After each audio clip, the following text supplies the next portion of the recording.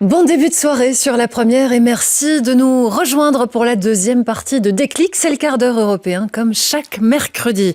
C'est la semaine européenne des villes et des régions. Ça vous a sans doute échappé. En tout cas, moi aussi, ça m'avait échappé. C'est Olivier Henrion qui me l'a rappelé ce matin. C'est pourtant une manifestation organisée chaque année depuis 21 ans à Bruxelles par la Commission européenne et le Comité européen des régions. On annonce plus de 10 000 participants pour cette édition 2023.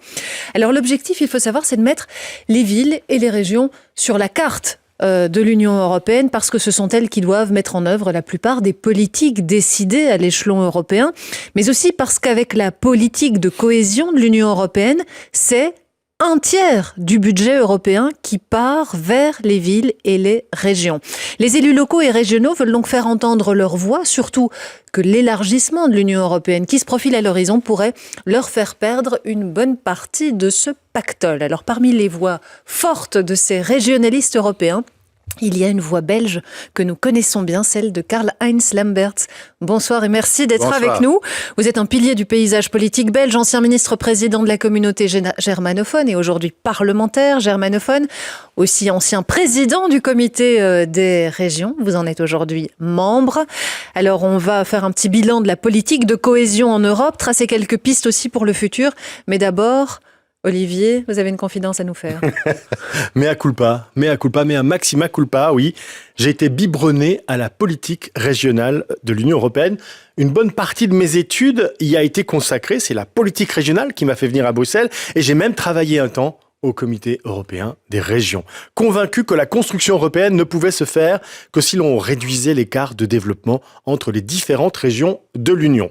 Et j'étais pas le seul à y croire, c'était déjà l'un des objectifs du traité de Rome en 1957, même si ce n'est que dans les années 70 que des fonds spécifiques destinés à combler ces différences de développement ont été inscrits au budget européen. Et c'est allé crescendo, au point qu'aujourd'hui, vous l'avez dit, un tiers du budget européen, 330 milliards d'euros, est consacré à ce qu'on appelle désormais la politique de cohésion. Alors en Belgique, ça représente seulement quelques 3 milliards d'euros d'investissement européen pour la période 2021-2027, qui ont permis par exemple la réalisation du campus universitaire de Charleroi, ou celle de l'Esplanade devant le Parlement wallon à Namur, ou encore il y a bien longtemps, la rénovation des remparts de Binche. Un exemple souvent mis en avant pour critiquer le gaspillage dans l'utilisation des fonds de cohésion. Et c'est vrai qu'on peut se demander en quoi ce chantier a permis au Hainaut de rattraper son retard. Depuis 1994, les villes et les régions ont aussi leur assemblée à Bruxelles, le Comité européen des régions, où les élus locaux et régionaux donnent leur avis sur plusieurs politiques de l'Union européenne.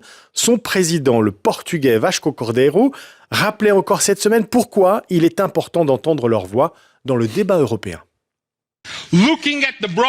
En considérant le contexte institutionnel européen de manière plus large, lorsqu'on sait que 70%, oui 70% des politiques de l'Union européenne sont mises en œuvre par les collectivités locales et régionales, on ne peut que se demander pourquoi leur point de vue n'est pas davantage pris en compte. Alors, il a raison de se poser la question, sauf que ce comité des régions, il existe depuis 30 ans et que même en cherchant bien, les citoyens européens seraient bien en mal de dire en quoi il a permis de faire avancer le schmilblick régional de l'Union européenne. Karl-Heinz Lamberts, est-ce qu'elle fonctionne, cette politique régionale européenne? Parce que quand on regarde dans le rétroviseur, dans les années 90, les régions les plus pauvres d'Europe, c'était quoi? Le Portugal, le sud de l'Italie, l'Espagne, la Grèce. Aujourd'hui, il y en a d'autres qui se sont ajoutées, notamment régions d'Europe de l'Est. Mais globalement, ce sont quand même toujours les mêmes qui sont un petit peu à la traîne sur le plan économique. C'est vrai, et néanmoins, la politique de cohésion est une véritable success story. Et cela pour deux raisons. D'abord, l'Union européenne, c'est pas d'abord Bruxelles, Luxembourg et Strasbourg. Ce sont les centaines de milliers de gens qui travaillent dans les villes, dans les communes, dans les régions. Et c'est là où les citoyens finalement décident si l'Union a une valeur ajoutée pour eux ou pas. Deuxièmement, la politique de cohésion est importante parce que l'Union a besoin de cohésion. Moi, j'adore le mot allemand. Si vous me permettez, je vais le répéter ici. Ça s'appelle Zusammenhalt, tenir ensemble. L'ADN de l'Union européenne, c'est la cohésion. Et si on n'a pas ça, on n'est plus dans une communauté comme nous la souhaitons. Et c'est pour ça que ce travail est très, très important. Il essaye de permettre de combler des retards, mais il essaye aussi de mettre des gens en rapport, de créer des synergies. Et la politique de cohésion, ça c'est parfois une erreur de le croire, c'est pas seulement quelque chose qui concerne les régions pauvres. La vraie politique de cohésion doit concerner tout le monde, mais chacun à son niveau. Ce qui est utile de faire dans une région plus pauvre est tout à fait superflu à subventionner par des moyens européens dans une région plus riche. C'est la valeur ajoutée européenne respective qui est importante. Et là, la politique de cohésion a fait des milliers de projets, d'énormément de choses, mais vous dites, il y a quand même encore des régions pauvres. Alors je vous dirai ceci. La politique de cohésion entre 2014 et 2020 a dépensé de moyens européens à concurrence de 112 € par an par habitant. Le budget de l'Union européenne, ça équivaut, comme aimait le dire le commissaire Oettinger, au prix d'une tasse de café, si c'était un ristretto ou un mélange, je ne sais pas, une tasse de café par citoyen par jour. Avec ça, vous n'allez pas changer le monde. Mais ce qui a été fait a été très souvent très efficace, a donné de l'espoir, a permis d'évoluer. Et c'est vrai aussi, il y a, comme partout, il y a des choses qui sont peut-être pas optimales. Est-ce qu'il faut faire tout ce qui a été fait? Certainement pas. Est-ce qu'il y a eu de la corruption? Oui, tout ça, ça existe. Mais globalement, c'est vraiment une pièce maîtresse de la politique européenne. Mais on comprend le raisonnement, Karl-Heinz Lambert. Sur le papier, vous avez raison. Cela dit, quand on regarde peut-être aussi dans les faits, les pays que Julie a cités il y a quelque temps, l'Espagne, le Portugal, la Grèce, ce sont les mêmes pays qui se sont retrouvés finalement au bord de la banqueroute au moment de la crise financière. Est-ce que ça veut dire que les fonds structurels qu'on a pu injecter dans ces pays-là, ils n'ont pas permis d'actionner les bons leviers pour combler les retards que vous évoquiez à l'instant? Ces fonds structurels n'ont pas pu tout régler pour les raisons que je viens d'expliquer, mais les crises financières dont vous parlez, ça c'est encore un autre dossier. Ça c'est celui des critères de convergence, de l'endettement, comment la capacité d'investissement est favorisée ou réduite par l'Union européenne. Mais c'est étonnant que les deux soient les mêmes. D'ailleurs, il y a un jour de soumettre un rapport au comité des régions sur cette question-là, sur la capacité d'investissement des régions et sur la question de la dette. Tout ça joue ensemble, tout comme joue là-dedans la possibilité de donner des aides d'État avec des moyens nationaux. Tout ça est un tout, mais c'est vrai, ce qui a été fait ne suffit pas. Et n'en parlons pas maintenant de l'élargissement, c'est encore un autre enjeu, mais la vraie question est aussi, qu'est-ce que ça aurait été si on n'avait rien fait? J'avoue aussi que c'est toujours un argument un peu complexe à manipuler, mais on n'est pas devant un tribunal non plus. Alors vous évoquez l'adhésion qui risque de se faire dans les prochaines années et qui va complètement bouleverser cette politique de cohésion, parce que ce sont des pays beaucoup plus pauvres qui vont nous rejoindre et qui devraient bénéficier de tous ces fonds qui sont disponibles aujourd'hui. Il faut réviser la politique de cohésion aujourd'hui? Ah, certainement. C'est d'ailleurs pour ça la Commission a créé, comme d'habitude, un high-level group, un groupe de haut niveau, et j'ai le plaisir et le privilège d'être un des 16 membres de ce groupe. Une nouvelle médaille à votre veston. Oui, ça c'est presque comme une décoration nationale, mais c'est un truc fascinant. Et là, l'éléphant dans la salle, c'est l'élargissement. C'est énorme. Et c'est clair aussi qu'en dehors de la problématique de la reconstruction de l'Ukraine, l'élargissement est un enjeu phénoménal. Oui, quand on parle d'un pays comme la Moldavie, par exemple, il y a des besoins absolument gigantesques, beaucoup plus importants encore que n'étaient ceux de la Grèce ou du Portugal. Ça vaut pour les autres pays du Western Balkan aussi.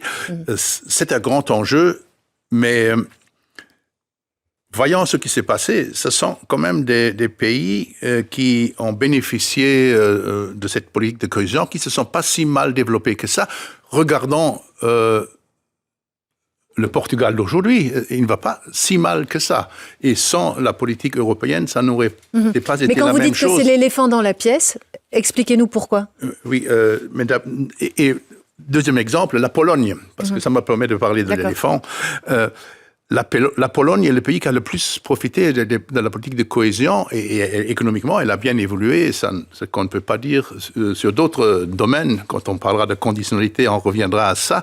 Alors, l'éléphant dans la salle, c'est que l'élargissement envisagé, tel que von der Leyen l'a encore célébré lors de son discours sur l'état de l'Union, ça, c'est énorme. Ça, c'est une union avec plus de 30 États, et là, les disparités sont encore plus grandes. Donc là, il faudra faire des efforts supplémentaires, et il faudra aussi restructurer la politique telle qu'elle est mise en œuvre maintenant. Imaginons, les Polonais vont devenir contributeurs nets. Il faudra que le budget de la politique régionale soit encore plus important qu'il n'est aujourd'hui. Il faudra mettre des moyens suffisants. Mais alors, c'est toute la question de l'ampleur du budget européen. Je le répète, c'est 1% du PIB européen. C'est 2% des dépenses publiques en Europe. Avec ça, vous ne faites pas de miracle. D'ailleurs, faire des miracles, c'est un autre métier. Mais il y a des grands enjeux. Mais je crois que la technique de la cohésion, les expériences qui ont été faites, aussi l'évaluation, quels sont les projets qui sont bien, qui sont moins bien, qui sont carrément mauvais, tout ça peut être valorisé aussi dans cet apport. Il faudrait avoir des vraies politique de cohésion à long terme en matière économique, sociale et territoriale. Karl-Heinz Lamberts, je me permets de vous interrompre parce qu'il ne nous reste qu'une petite minute. Vous évoquiez la question de la conditionnalité. Justement, comment est-ce qu'on va donner ces budgets à des pays qui ne respectent pas toujours l'état de droit? C'est une des grandes questions. Est-ce qu'il faut conditionner les aides? Il y a deux types de conditionnalités. Il y a des conditionnalités politiques dont on vient de parler. Il y a aussi les conditionnalités macroéconomiques avec le respect des normes de convergence. Le drame de ça, c'est que finalement, en utilisant des conditionnalités de ce type, on punit les mauvais. Ce sont les collectivités territoriales qui sont sanctionnées pour des choses que les États ont fait. Mais il y a plus fondamentalement une autre chose. Toute la politique de cohésion, comme toute autre politique européenne, nécessite indispensablement une réforme fondamentale de l'Union européenne. Il faut quitter cette histoire de l'unanimité. Il faut devenir beaucoup plus efficace, et il faut aussi, à un moment déterminé, dire ceci: l'Union européenne, c'est une histoire d'argent, c'est une histoire de marché commun, mais c'est surtout une histoire de valeurs et de concepts communs. Et celui qui ne joue pas là-dedans, il ne faut pas seulement commencer à le sanctionner sur des moyens, il faut se poser la question, est-ce qu'il a sa place ? Merci beaucoup, Karl-Heinz Lamberts, d'être venu ce soir dans notre studio pour nous parler dans cette politique de cohésion en laquelle vous croyez très fort, on l'a bien compris. Merci à vous aussi, Olivier Henrion, et merci à vous de nous suivre dans Déclic chaque soir. À demain.